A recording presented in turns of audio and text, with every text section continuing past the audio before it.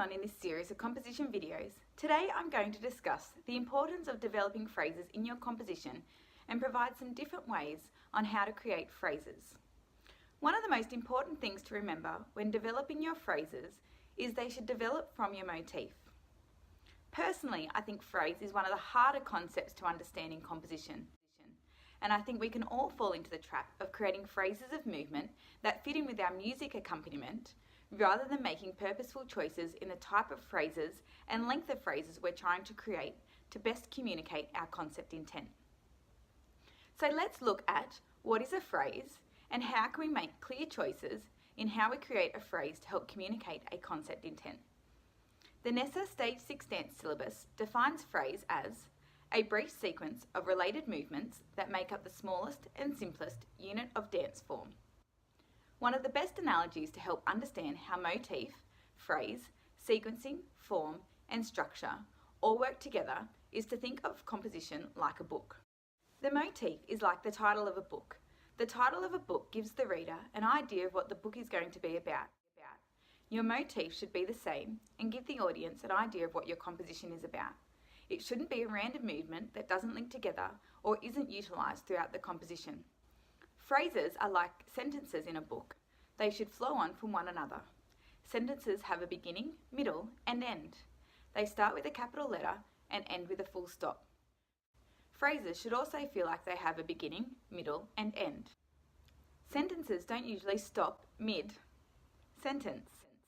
Otherwise it feels disjointed. Our phrases shouldn't feel like that either.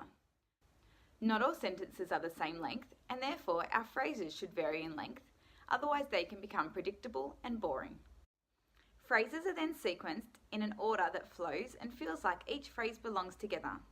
It's up to us to sequence our phrases in a logical order within our sections to create an overall form and structure of the dance work. Our sections are like paragraphs or chapters in a book that help structure the overall layout of the book. This helps create unity in the dance work if your phrases, sequencing, form and structure are well organised and have logical progression. These need to be considered choices and not just random movements or sequences thrown together. All of these considered choices will then help effectively communicate your concept intent.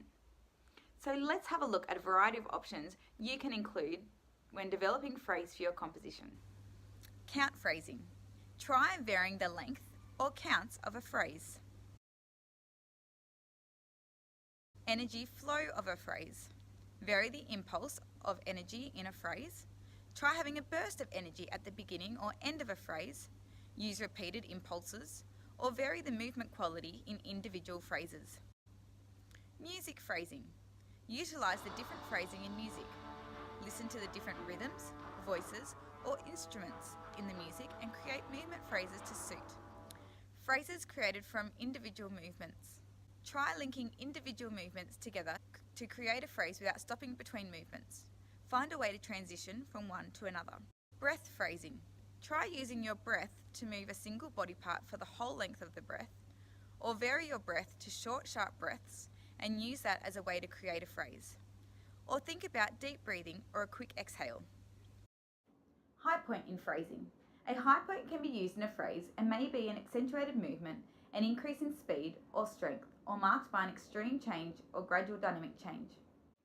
In summary, develop your phrases from your motif. Choose a variety of ways to create a phrase that will best communicate your concept intent.